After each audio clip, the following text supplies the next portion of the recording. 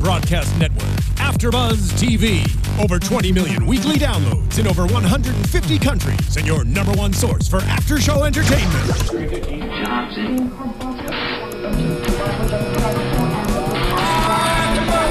AFTERBUZZ TV, the destination for TV superfans, producing after shows for over 300 of your favorite TV shows, interviewing celebrities and showrunners, and bringing you behind-the-scenes exclusives. All thanks to E! Entertainment's Maria Menounos, producer Kevin Undergaro, and internet leader Akamai.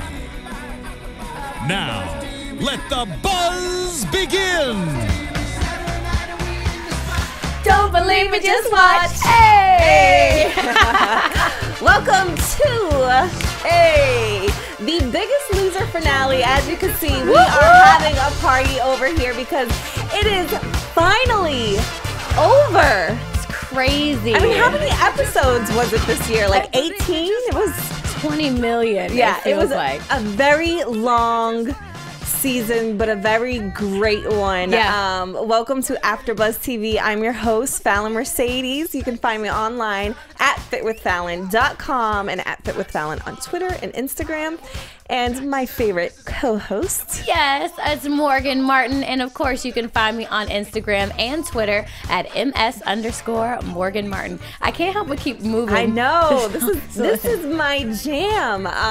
But we have so much to talk about this season, or this episode in particular. Like, to begin the episode, let me just say there were some contestants on the show that I even forgot that were on the show. I'm like, wait, who was she? What was her name? And then until they did like a flashback, that's when I realized, like, oh, they were on the show. Yeah. What did you think about the contestants that came back that lost a lot of weight that were, you know, at the at-home I mean, challenge? To me, I think that's huge. I mean, it's one thing when, I mean, obviously, you know, the contestants that stay on the ranch, they have the coaches, they have the new nutrition, they have all of these things right there at that disposal. But when they have to go home and are back into those environments that probably kind of help them put on the weight in the first place, that's a huge testament to their dedication to still be able to continue to lose, being thrown back into kind of where they started. So I think, to me, I think that's almost even more of a huge success story. Yeah, I'm like going through my tweets right now because I was live tweeting during the live show. So my tweets are my notes today. Everything that I was thinking, I was tweeting. So we're going to talk about that today. So I guess let's talk about Damien. He was one of my favorites this whole season. And when he got sent home, I was so shocked. I remember it was Comeback Canyon, him against Scott. I was so rooting for Damien, but Scott won him out. And we got a little glimpse of him when they did the flashback. And, you know, he does sports anchoring and journalism. So we got to see him, and he looked great. He looked great, but I was hoping for even a bigger I guess change. But I think for him, what I guess held him back from really giving the audience a big surprise is that we get to turn on the TV and see him all the time reporting. So, you know, it wasn't really a dramatic change where there was some contestants that, you know, got voted off early. We haven't seen them this whole time. And then, wow, what a change. What did you think of Damien? Yeah, I mean, first of all, I love Damien. Like, I am a huge, huge Damien fan, and he looks so fly in his turquoise suit, I must say. And, you know, I think for Damien, it was one of those things where, of course, you know, we've seen those glimpses, but you can just tell just him as a person and his passion and his drive and just everything. And then obviously being on ESPN, he's just a different person. So it's like you're going to see people that are going to obviously exceed their goals in terms of weight loss, and then you're going to see people that exceed their goals in terms of them just like changing as a person. And I totally think that Damon's one of those people. I think Lori's one of those people too. We definitely see her confidence. It definitely shot up after the show and after she lost the weight, and it was so great to see her and have her softball team there support her and her son, who is so adorable. By the way, cute. You know, Lori has really, she came a long way, and you know, she was really in the running for being a finalist. So, you know, to see her journey, to see where she's come thus far, you know, it feels like watching them that we've been through it all with them, even though we don't know them. But it's like, you know, it feels like we really have been with them. So I am so proud of Lori, Damien, everybody, to see, like you were saying, not only the physical changes, but the internal changes as well. Absolutely. Let's talk about Scott, who was one of my favorite on the season. Other than Damien, Scott was definitely one of my faves that I was rooting for to win this thing. Yeah. And, you know, I can honestly say he does look like a quarterback now. And I almost forgot how big he was. He's tall. Yeah. He's a tall guy. But Scott is just one of those, like, stand out men with great character. Yes, you know? Like he's a stand-up man. Yeah, so it's almost like what was always there in terms of his character, the person that he was, because he was so consistent when he was on the ranch. And like, you know, they were saying that he was a father, he was a brother, he was a coach, he was everything for so many people. Yeah. So now I almost feel like his outside matches his inside. Yeah. Both in and out. I love Scott. And it's funny because we see a glimpse of his character. You know, you usually think football player, tough, you know, he has to stay true to his image because he's a jock. And in the finale, he says, you know, I was a caterpillar before, but Biggest Loser has made me into a butterfly. I love and that. I'm just like, who are you, Muhammad Ali? Like, you're using a butterfly analogy, but kind of like you were saying, it really shows his character. You know, he didn't pick a tiger or a bear. He said he's a butterfly. So I'm so happy for you, Scott. I hope you fly away. We got to see Scott. I think he beat out Toma on the scale. Was it Toma? No, he beat out Woody. He beat out Woody on the scale because Woody beat him out on the Comeback Canyon. Yeah. So I think he was kind of like, payback. I got to beat you out. Now Toma beat out Scott. So, you know, we get to see him later on in the show. Blake, who arrived on the show, looking amazing. I think Blake is one of the favorites because she is young. You know, she was one of the youngest contestants on the show. And she has such a soft, kind personality. And to see her, you know, we know how hard it is to, you know, be young because you're getting judged, you know, when you have friends who are, you know, she's an athlete who are playing sports, who are much thinner, and you know, she had some type of confidence on the show, but now she has so much confidence. And let me say this, she looked amazing in that little black dress. And she tweeted a photo or Instagrammed a photo of herself on her social media in a bikini, and she looks gorgeous. Like, she must have so many boys after her now. I mean, she was beautiful before, but the outside matches the inside. I know. I love Blake. She's like such a little like fireball. And I mean, she just could not stop smiling and cheesing. And, you know, they'd ask her questions and like half the time she couldn't even think of words to say because you could just see she was just so excited. And I think what I love the most about her story is, you know, she was saying she was 100 pounds when she was 5 years old. So like, it's something that like 100 pounds. Yeah, so, 5. I mean, and so it's crazy because it's one of those things that I'm sure for her probably just seems so unattainable. But what I love the most is that she said she was always trying to please her parents or please people. And so even being on the show, her motivation was, I want to make my parents proud. But then she crossed over and said, but I realize it can't be about making them proud. It has to be about making myself proud. And I think that's like a huge, for somebody of that age, that's a huge accomplishment. You always want to, you know, make mommy and daddy proud, but to do it for yourself, I think is huge. I wonder what's going to happen with her after the show. I wonder how many endorsements she's going to get. I wonder, you know, she's going to be the face of Subway or, you know, just like Jared, because these people have lost so much weight and inspired so many other people. I think, you know, these brands are really going to grab onto them to be spokespersons for them. So I think it's great. Blake, I can't wait to see everything that you do. We see Jordan and who else was it? Jordan and Rob. Yeah. Jordan and Rob looked amazing, but Jordan looked like a different person. He really did. Like Jordan, I was like, who? Jordan who? I mean, he looked absolutely... I mean, he lost 143 pounds. That's ridiculous. Tons. And Rob lost... How much did he lose? Rob lost 245 pounds. Was it 245? For Rob? Yeah. Yep, 245 pounds. Oh my goodness. I had to look at my tweet. Yeah. Did I say that right? Yep, he got down to 238. 245, and he still did not win the Biggest Loser at Home challenge because, again, it goes by your body fat percentage because everybody didn't go in weighing the same weight. Right. So he definitely was the heaviest contestant on the show. Unfortunately, he did not win the at home challenge, but he won his health back.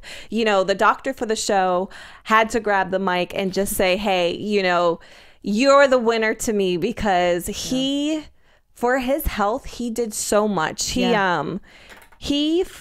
now, because he is no longer obese, he has overcome his severe sleep apnea. He's no longer pre-diabetic. He no longer has hypertension. He no longer has arthritis. He no longer has dyslipidemia, and he no longer has, I know I'm getting the tongue twister here. No, it's so much, it's good. Hormonal shifts, you know, like these people, I think this is one of the greatest things about Biggest Loser, that these people are not only losing weight, they are gaining their health and their lives back. Like this show, you know, it might be entertainment for you, but it's real for these people that are on the show. And shout out to all the people who are being motivated in the show. I love that we had the opportunity to see the audience members. There was a couple of them that lost dramatic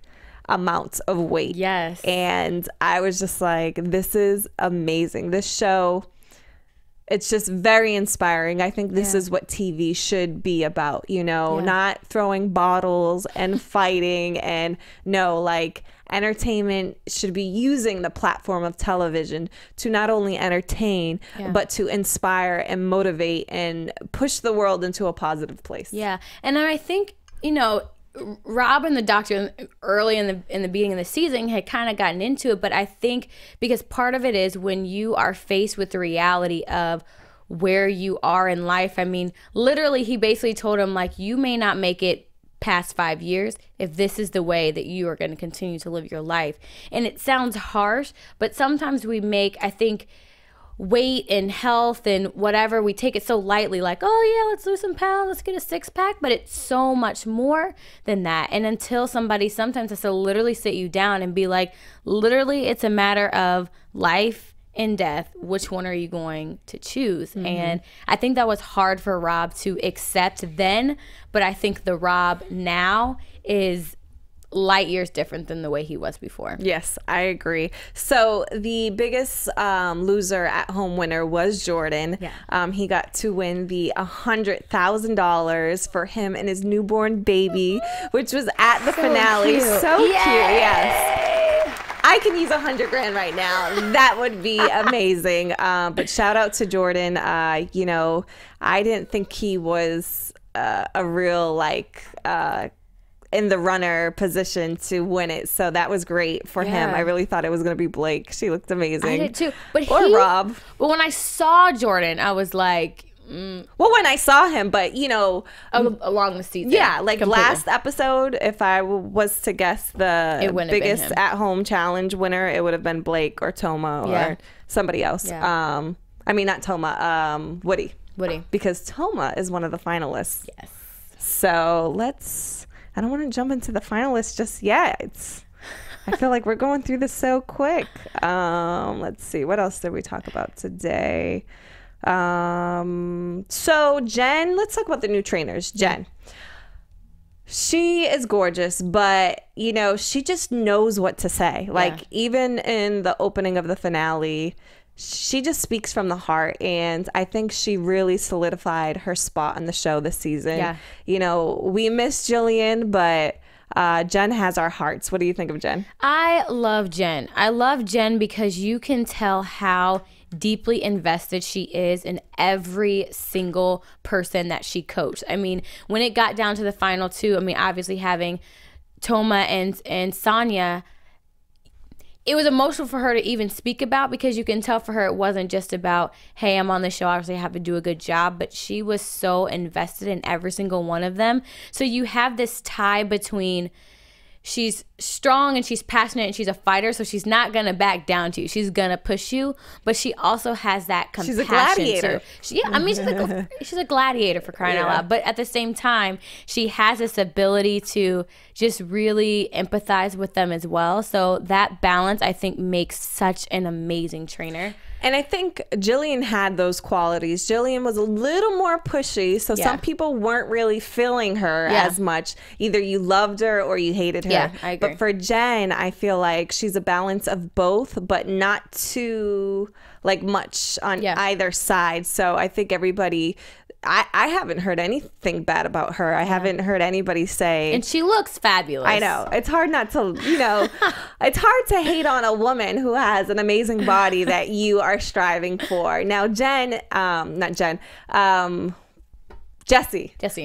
Jesse, he was the other new trainer on the show, and he is beautiful as well to look at.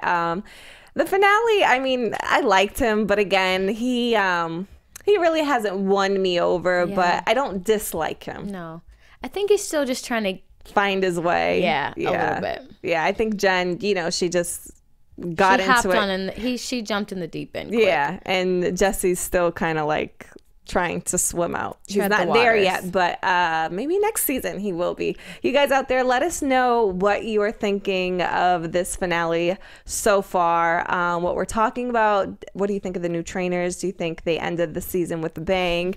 Did you think the at-home finalists were up to your expectations of the weight that they were going to lose? Did you think Jordan was going to win? And let's talk about who actually won out of the three finalists. So we have Sonia, Rob, and Toma. Now, out of these three, I knew Sonia was going to do well. Yeah. She has that fire in her. I mean, Rob, he's great too. And especially that he lost all that weight. Yeah. He really did look amazing. Yeah. What do you have to say about Sonia? I mean, I did predict last week. Sonia was my prediction to take it all home. And so I was close. You were close. But close enough. Yeah. But I do what I love about Sonia, and she was so excited not only for herself but for everybody. I mean, she was very passionate about everybody. Came out, you could hear Sonia yes, yes. I thought she almost kissed him on the mouth. I mean, it was close. Look, Sonia's single. She's single. I don't know, but I'm actually really interested, and I wish at some point we could see this more, what their lives are going to be like going home, because Sonia is going back a new Sonia. So I know we always talk about that person having Sonia having to now adapt to her environment again, but I think it's going to be more of her environment adapting to her, because she's not going to be the same Sonia. Mm-hmm. Her attitude is different, her confidence is different, her hair is different. Yes, to her hair. I mean, she's a different person, so I think she's going to receive energy that she's never had before in a good way. So I see Sonia getting a man in 2015. Yes, that's what I'm saying. Preach. Yeah, I think Sonia is amazing. I love her attitude. I love the motivation. And again, she works in the school system. I don't remember if she is a teacher or a principal, or I know there were signs that said coach. I don't think she was a PE teacher, because I feel like she was way too overweight. Not that overweight teachers can't be PE teachers, but I feel like she wasn't really active or motivating others at the time to be active because of her obesity. But I think now, that school is going to be losing weight. I think she's going to be inspiring children. She's going to inspire her coworkers, and I'm excited to see what she does. Now, today I spoke to the psychologist who works for The Biggest Loser. He's been casting, I think, The Biggest Loser for the last 8 seasons. Mm-hmm. So before the contestants go on Biggest Loser, they have to go through a psychological I guess, interview analysis, and I guess the psychologist wants to see, you know, if mentally they can handle being on reality TV, because sometimes you can be portrayed as who you really are, or in a positive, more positive light, or in a negative light. So they want to make sure that their contestants are really game. But also, he was telling me he likes to prepare the contestants of what to expect when you have a dramatic weight loss change and what to do.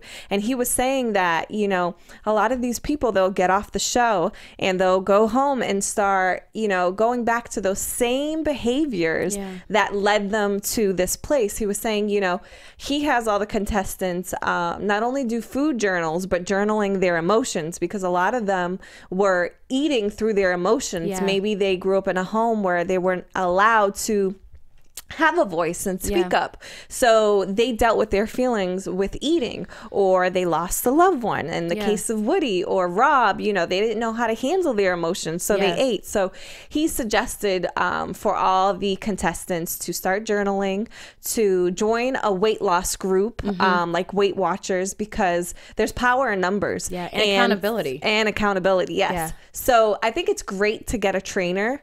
You know, that's amazing to go home and get a trainer, but it's also important to be part of a community. I know a lot of people who sign up for the gym, you know, they end up, you know, quitting or not going because they get lost in the gym. They don't have that community. So it's very important, you know, if you're serious about your weight loss, to get into a community, join a boot camp where you're engaging with other people, or, you know, he even suggested to have the contestants join like an obesity anonymous type of, they have those. I didn't know that. They have Alcoholics Anonymous, but they have, I guess you would call it OA, Obesity Anonymous. Well, it's not anonymous. Everybody can see it. Anyways, they have that community for people who are overweight and who are struggling. He suggested for them to do that, and for them to see a psychologist, and or to try hypnosis for weight loss. He said he does it on his clients, but he also suggests that they go online and type in weight loss hypnosis. And I guess he compared the weight loss hypnosis to kind of like self-affirmations, because he was saying it's in the mind. A lot of them don't see themselves as being skinny. So now that they have to align, or not even just being skinny, but being a different person. They have to align their physical image to how they think of themselves, because if the inside doesn't match the outside, then they're going to go back to how they feel on the inside portrayed on the outside, and that's being obese again. So it was really cool to talk to him and get the inside scoop. He also said that, you know, they do weigh in on the scale, but the real weigh-in is prior to the Biggest Loser finale. And that was, I believe it was yesterday or a couple days prior. So what they're doing is they're projecting those numbers that they had in the private weigh-in. Again, the contestants aren't allowed to see the numbers that get written down. But they know them. But the doctors know them. So this is how, you know, for the purpose of producing the show, they know who to align first. That's smart. Who would be, you know, if you put her after her because she's going to beat her out or him out. They, you know, for us to enjoy the show and to really get a kick out of it, they need to know that so they can order it the right way. But and so being the contestants know that, okay, I got weighed a couple days ago. The final weigh-in is really not the final weigh-in, so I can eat. So the psychologist was saying that the contestants were already eating like burgers and fast food, and he was hoping that they're not going to go back to that type of lifestyle. But I mean, if you lost 100 pounds, you want to party and at least have a burger. So hopefully they're just celebrating for the weekend, and then they'll get back to their lifestyle after. I'm actually really curious to see, like, I don't even know if there is some type of stats between over all the years of the Biggest Loser season, the percentage of people that either went home early on and lost weight, were they more likely to sustain their weight loss than the people that left the ranch and go back home? Because they've the people that leave have no choice but to figure out how to make this work in their community, versus the people that are coming from the ranch. They've been in just this, so it's almost like they're in this perfect bubble, and then you're completely protecting them, and then you're released from that. And you know, I do a workout in Culver City at a gym called the Fit Lab. Shout out to everybody in the Fit Lab. But one of the things that we talk about is community. It's like you can work out it by yourself all day in the gym, or try to do it on your own, but if you don't have a group of people that are going to hold you accountable and be there for you and help you along the way, because it's more than just working out, it really is a mental, it's a mindset. We always say it's 100% mindset. So somebody can give you the guidelines all day, but if you're not willing to change, exactly like what he was saying, it doesn't really make a difference. It really doesn't. I was going to say something important, and I just got lost into what you were saying. I know it was about the finale. I know these people going back to, you were talking about stats. Yes. So I went to the Biggest Loser finale. I'm sorry, you guys. We didn't get tickets to go this year. Shout out to Biggest Loser, NBC. They were too packed to let us in. So next year, hopefully. In the building. Hopefully. I'll blame myself, too. I'm sorry, you guys. I didn't apply for the tickets earlier enough. I didn't reach out. And, even the trainers were so packed. We didn't get any of the trainers on. Again, I'm sorry. If we can get them on post-show, check for updates. Hopefully we can come back into the studio and just interview some of the trainers. But 2 years ago, I got to go to the Biggest Loser finale. And as far as stats go, I was speaking with somebody at the Biggest Loser finale. And even I noticed, because a lot of past contestants will go to support the new contestants. And a lot of them went back to their normal weight.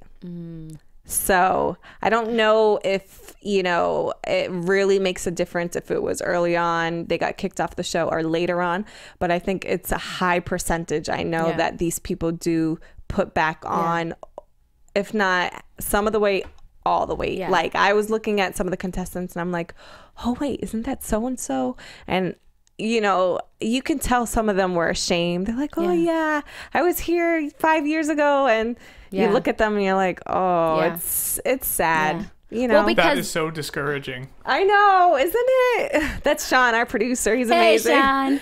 But yeah, it is discouraging. But it's real life. Yeah. It is hard to do it on your own. And let me tell you this, not only is working out a great way to keep the weight off, but nutrition is key. Everything. And when these people go back to their, sedentary, how do you say it? Sedentary, yeah. Where you're like sitting down. Sedentary.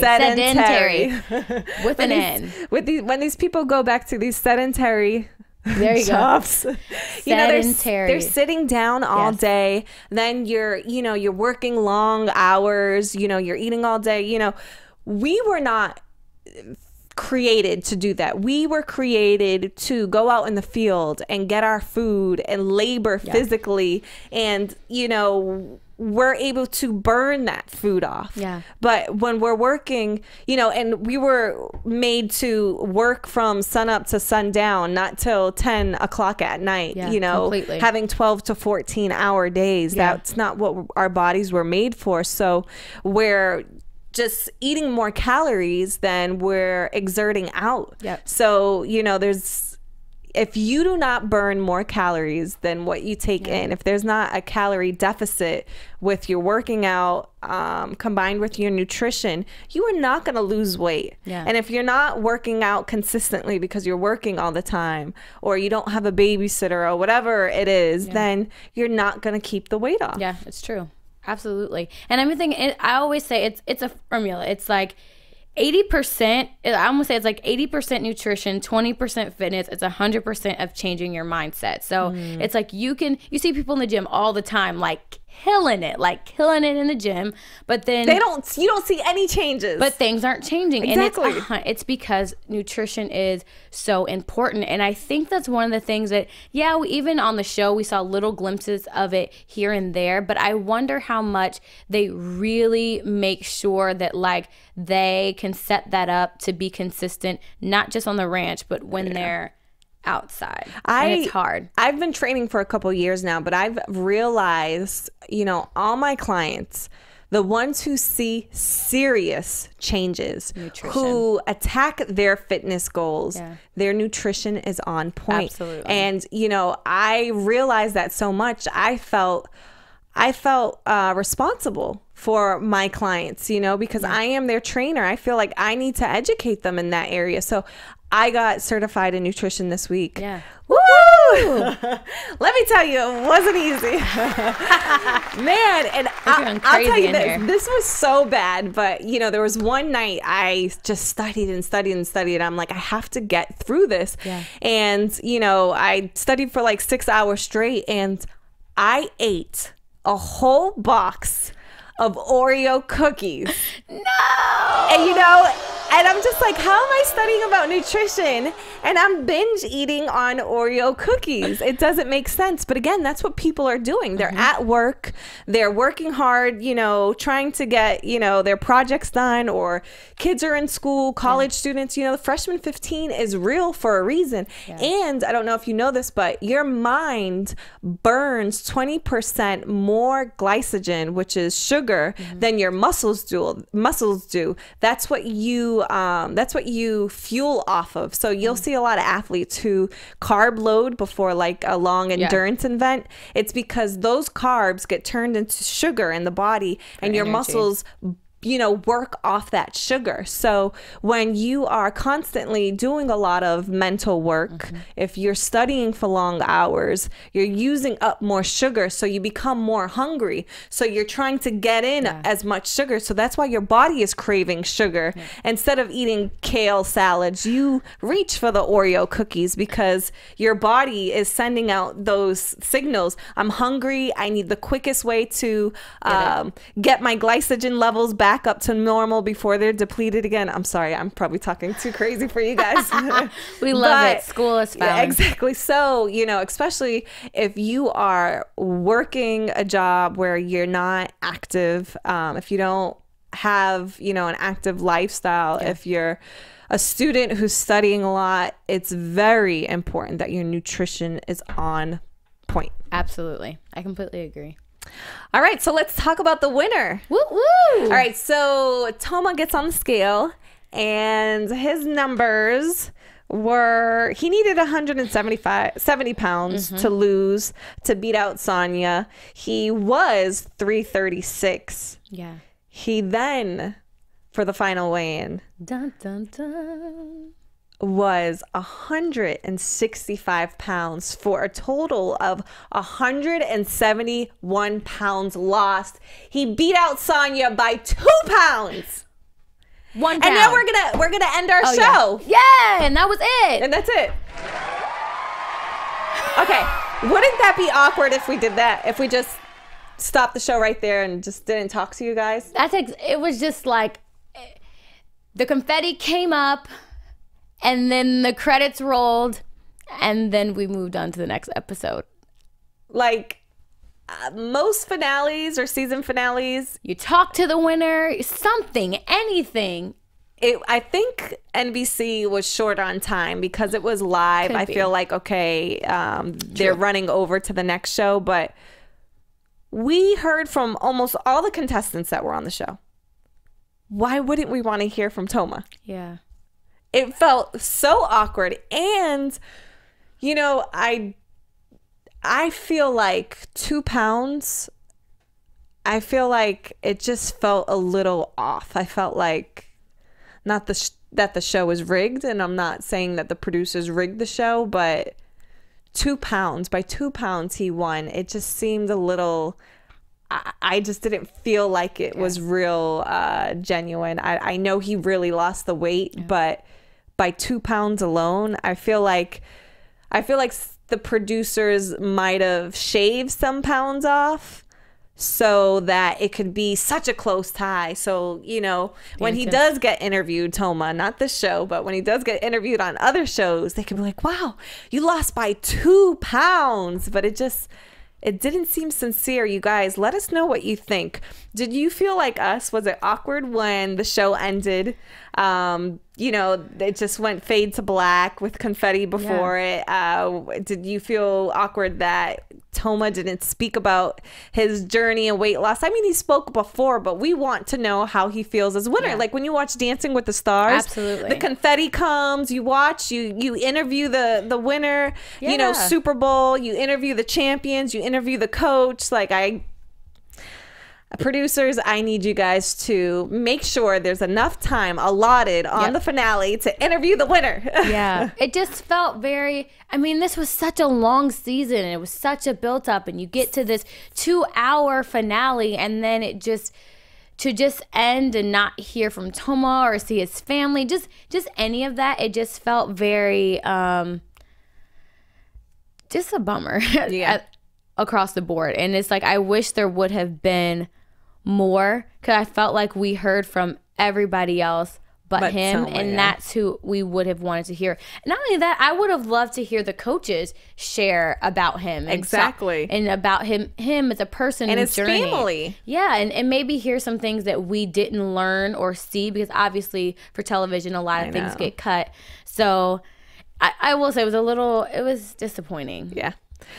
All right, you guys. So that is it. Thank you so much for, you know, I know there's many of you who have been coming back every week to watch us, commenting, tweeting, who have subscribed. We love that you are fans with us and that you interact with us. I'm kind of sad that this is the last episode.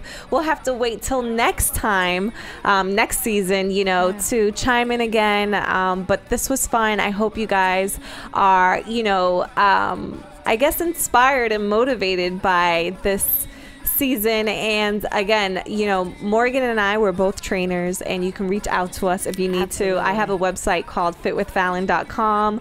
Follow me. I have a very interesting journey coming up. Yes, she does. You will be seeing me on a network TV show.